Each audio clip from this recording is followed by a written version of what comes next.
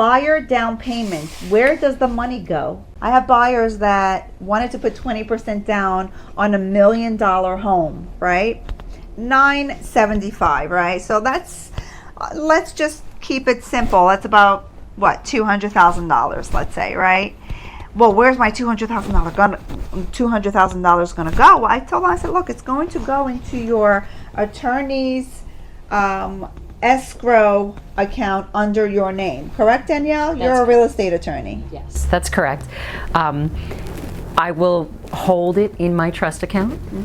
Once it's there, it's held in trust, not to be touched until closing or upon mutual consent to release it. Right. The only issue that you can get into is if there's an alleged breach of contract. Right.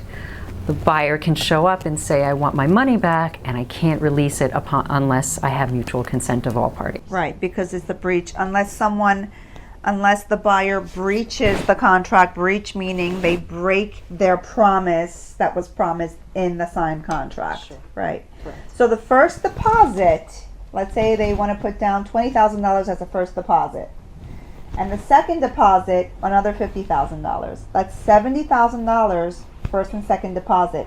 That is subtracted from the $200,000 total down payment that they're putting in. That's correct. They're credited as a line item on the closing statement at closing. Correct. So that's what we do with title at the end before closing. We actually take in consideration every deposit money that was put in the attorney's trust account and deduct it from what they have to bring to closing. Okay, so that $70,000 that they put as a first and second is subtracted in your CD, the seller's, the closing document, right?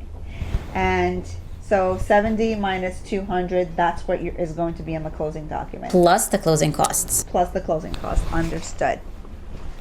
Yeah, so that clears up a lot of the buyer questions about their down payment.